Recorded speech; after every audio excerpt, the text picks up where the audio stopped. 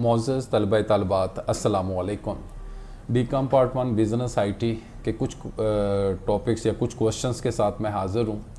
तो सबसे पहला क्वेश्चन हम डिस्कस करेंगे फ़ोल्डर का क्या हम मतलब लेते हैं।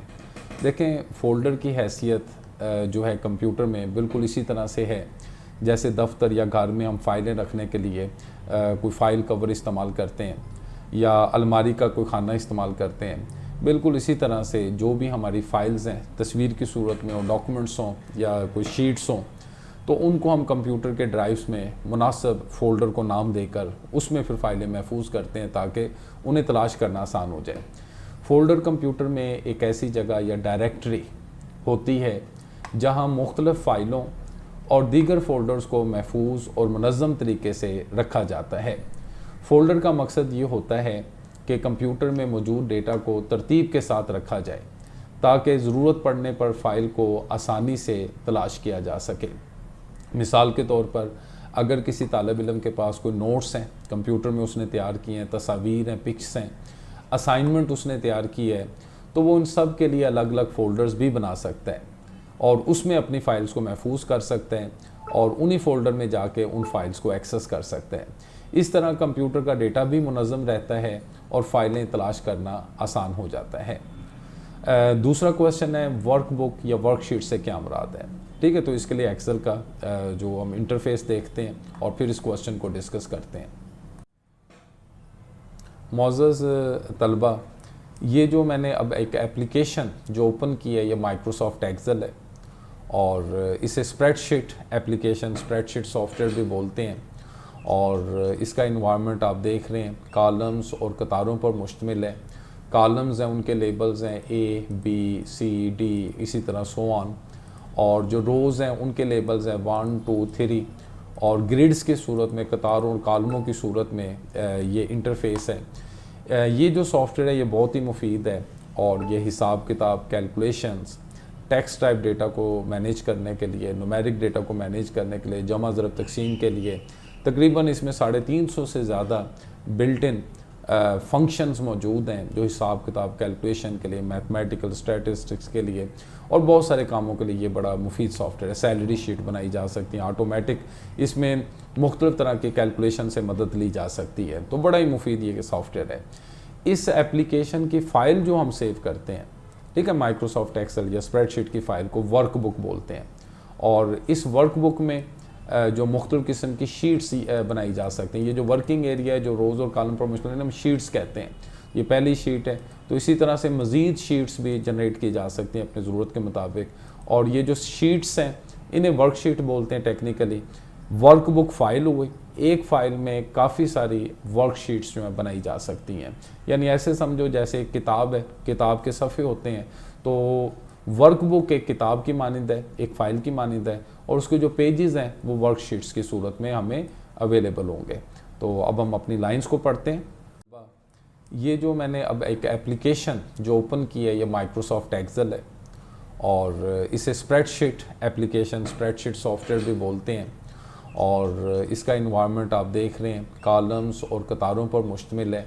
कॉलम्स हैं, उनके लेबल्स हैं A, B, C, D, इसी तरह सो ऑन, और जो रोज़ हैं उनके लेबल्स हैं 1, 2, 3 और ग्रिड्स की सूरत में, कतारों और कॉलमों की सूरत में ये इंटरफेस है। ये जो सॉफ्टवेयर है ये बहुत ही मुफीद है और ये हिसाब किताब, कैलकुलेशंस, टेक्स्ट टाइप डेटा को मैनेज करने के लिए, न्यूमेरिक डेटा को मैनेज करने के लिए, जमा ज़रब तकसीम के लिए तकरीबन इसमें 350 से ज़्यादा बिल्ट इन फंक्शंस मौजूद हैं जो हिसाब किताब, कैलकुलेशन के लिए, मैथमेटिकल स्टैटिस्टिक्स के लिए और बहुत सारे कामों के लिए ये बड़ा मुफीद सॉफ्टवेयर है। सैलरी शीट बनाई जा सकती है ऑटोमेटिक, इसमें मुख्तलिफ़ तरह की कैलकुलेशन से मदद ली जा सकती है, तो बड़ा ही मुफीद ये सॉफ्टवेयर है। इस एप्लीकेशन की फ़ाइल जो हम सेव करते हैं, ठीक है, माइक्रोसॉफ्ट एक्सेल या स्प्रेडशीट की फ़ाइल को वर्कबुक बोलते हैं और इस वर्कबुक में जो मुख्तलिफ़ किस्म की शीट्स बनाई जा सकती हैं। ये जो वर्किंग एरिया है जो रोज़ और कॉलम पर मुश्तमिल है, हम शीट्स कहते हैं। ये पहली शीट है, तो इसी तरह से मज़ीद शीट्स भी जनरेट की जा सकती हैं अपनी ज़रूरत के मुताबिक और ये जो शीट्स हैं इन्हें वर्कशीट बोलते हैं टेक्निकली। वर्कबुक फ़ाइल हुई, एक फ़ाइल में काफ़ी सारी वर्कशीट्स जो हैं बनाई जा सकती हैं। यानी ऐसे समझो जैसे एक किताब है, किताब के सफ़े होते हैं, तो वर्कबुक एक किताब की मानिंद है, एक फ़ाइल की मानिंद है, और उसके जो पेजेस हैं वो वर्कशीट्स की सूरत में हमें अवेलेबल होंगे। तो अब हम अपनी लाइंस को पढ़ते हैं। वर्कबुक से क्या मुराद है? माइक्रोसॉफ्ट एक्सेल में वर्कबुक एक फ़ाइल होती है, ठीक है। तो एक्सेल में जो फाइल हम सेव करेंगे उसे वर्कबुक बोलते हैं, जिसमें एक या एक से ज़्यादा वर्कशीट शामिल होती हैं। जब भी हम एक नई एक्सेल की फ़ाइल बनाते हैं तो दरअसल वो एक वर्कबुक होती है, मेरे ख्याल में अब वाज़ेह हो जाना चाहिए, जिसके अंदर मुख्तलिफ शीट्स जो हैं मौजूद होती हैं। वर्कबुक में हम डेटा दर्ज करते हैं, हिसाबी फार्मूले इस्तेमाल करते हैं और मुख्तलिफ किस्म के ग्राफ और चार्ट्स भी बना सकते हैं। तो ये फ़ीचर है स्प्रेडशीट सॉफ्टवेयर्स का कि इसमें टेक्स्ट वाले डेटा को मैनेज किया जा सकता है, न्यूमेरिक डेटा को मैनेज किया जा सकता है कैलकुलेशंस के लिए, प्रोसेसिंग के लिए, और इसी तरह से न्यूमेरिक के डेटा के बेस पर हम ग्राफ और चार्ट्स भी बना सकते हैं। मिसाल के तौर पर एक स्कूल या अकेडमी अपने तलबा की हाज़िरी इसमें बना सकती है, नताइज, फ़ीस का रिकॉर्ड एक ही वर्कबुक में मुख्तलिफ शीट्स की सूरत में महफूज कर सकती हैं। नेक्स्ट क्वेश्चन है फॉर्मेटिंग के फॉर्मेटिंग से क्या मुराद है? फॉर्मेटिंग से मुराद डेटा की ज़ाहिरी शक्ल को बेहतर और वाज़ेह बनाने के लिए उसमें मुख्तलिफ तब्दीलियाँ करना है, ठीक है। अपने डॉक्यूमेंट्स को खूबसूरत बनाना, जैसे आप ये लेसन्स भी देख रहे हैं कि इसमें फॉर्मेटिंग हेडिंग को मैंने फॉर्मेट किया हुआ है ब्लू शेडिंग के साथ और वाइट टेक्स्ट के साथ। तो अपने टेक्स्ट का साइज़ चेंज करना, उसको कलर देना, उसको शेड्स देना, उसका फॉन्ट फेस चेंज करना, ये सारा फॉर्मेटिंग में आ जाता है। पेज की सेटिंग करना, मार्जिनस को एडजस्ट करना, ये सारा फॉर्मेटिंग में आ जाता है। फॉर्मेटिंग से मुराद डेटा की ज़ाहिरी शक्ल को बेहतर और वाज़ेह बनाने के लिए इसमें मुख्तलिफ तब्दीलियाँ करना है।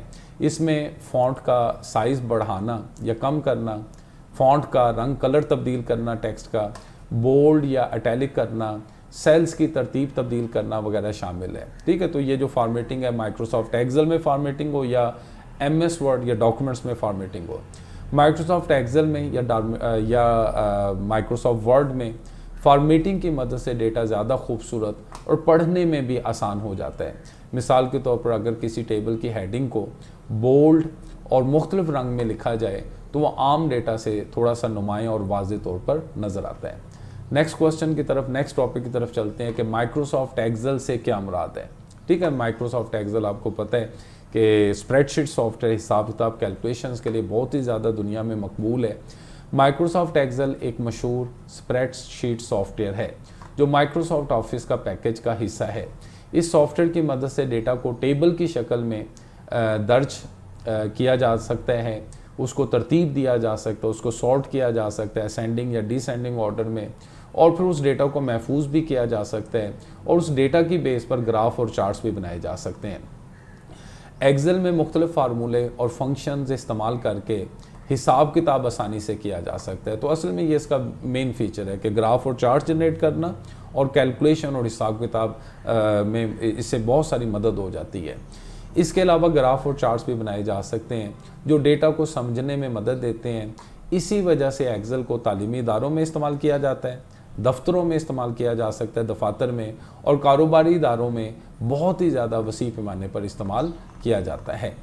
हेडर्स एंड फुटर, ठीक है। अगला क्वेश्चन आ गया कि हेडर और फुटर से क्या मुराद है। देखें, हेडर वो इंफॉर्मेशन होती है जो हम हर सफ़े के टॉप पर लगाना चाहें, ठीक है। अगर हम कोई रिपोर्ट्स बना रहे हैं, कोई बुक या कोई नोट्स तैयार कर रहे हैं, हम चाहते हैं कि टॉप पर पेज नंबर आ जाए तो वह हेडर में हम लगा सकते हैं, या हम चाहते हैं कि चैप्टर नेम या टाइटल आ जाए टॉप के ऊपर, हर सफ़े पर लग जाए, हमें हर सफ़े पे जाके लगाना ना पड़े, तो उसे हम हेडर बोलते हैं। और इसी तरह से बाज़ुकात हम एक सफ़े के नीचे सेक्शन में हम इस तरह की इंफॉर्मेशन लगाना चाहते हैं, पेज नंबर या उसका टाइटल, या राइटर अपना नाम लिखना चाहता है, तो वो पेज के नीचे वाला एरिया फुटर होता है। तो हेडर और फुटर हर सफ़े पर बारी बारी नहीं लगाने पड़ते, बल्कि एक दफ़ा हमने लगा दिए अपने डॉक्यूमेंट्स में और फिर वो हर सफ़े पर ऑटोमेटिक जो है वो इंसर्ट हो जाते हैं, अप्लाई हो जाते हैं। हाँ, अलबत्ता हेडर और फुटर की थोड़ी बहुत एडजस्टमेंट हम कर सकते हैं, ऑड इवन के हवाले से अगर डिफरेंट भी रखना चाहें तो हम रख सकते हैं। तो लेकिन हेडर और फुटर का बेसिक कंसेप्ट यही है कि वो इन्फॉर्मेशन जो टॉप पर या बॉटम पर एक दफ़ा हम लगाएं और हर सफ़े पर ऑटोमेटिक ये जो है अप्लाई हो जाए। हेडर और फुटर किसी भी दस्तावेज़ यानी माइक्रोसॉफ्ट की फ़ाइल हो, आप समझ लें डॉक्यूमेंट्स, MS वर्ड में जो फ़ाइल हम बनाते हैं उसे डॉक्यूमेंट बोलते हैं, दस्तावेज़ बोलते हैं, और एक्सेल में जो फाइल्स बनाते हैं उसे वर्कबुक बोलते हैं। वर्कबुक में फिर वर्कशीट्स होते हैं जिसमें डेटा दर्ज किया जाता है। कि वो हिस्से हैं जो सफ़े के बिल्कुल ऊपर और नीचे होते हैं। ठीक है, तो हेडर एंड फुटर, हेडर की पोजीशन टॉप पर रहती है ऊपर, और फुटर की पोजीशन जो है वो नीचे रहती है। सफ़े के ऊपर वाले हिस्से को हेडर बोलते हैं और नीचे वाले हिस्से को फुटर कहा जाता है। हेडर और फुटर में आम तौर पर दस्तावेज़ का उन्वान होता है, टाइटल। आम तौर पर तो यही होता है ना कि हमने टाइटल लिखना है, सफ़ा नंबर, पेज नंबर अगर हमें लगाना है, बाजू का हम टॉप पर ऊपर सफ़े के लिखते हैं, बाजू का नीचे भी सेटिंग कर सकते हैं अपनी ज़रूरत के मुताबिक। जो है तारीख़ या मुसन्नफ़, राइटर जिसने क्रिएट किया उसका नाम लिखा जाता है। माइक्रोसॉफ्ट एक्सेल और माइक्रोसॉफ्ट वर्ड में इनका इस्तेमाल ख़ास तौर पर उस वक़्त किया जाता है जब दस्तावेज़ को प्रिंट किया जाता है। ठीक है, ताकि हर सफ़े पर ज़रूरी मालूमात जो है, कोई बेसिक इन्फॉर्मेशन जो है वो ज़ाहिर हो जाए, वो टाइप हो जाए और हमें हर सफ़े पर टाइप ना करना पड़े। तो आज के लिए इतना ही। इंशाअल्लाह मज़ीद सबक के साथ मैं फिर से हाज़िर रहूँगा। अपना ख्याल कीजिएगा। शुक्रिया। अल्लाह हाफ़िज़।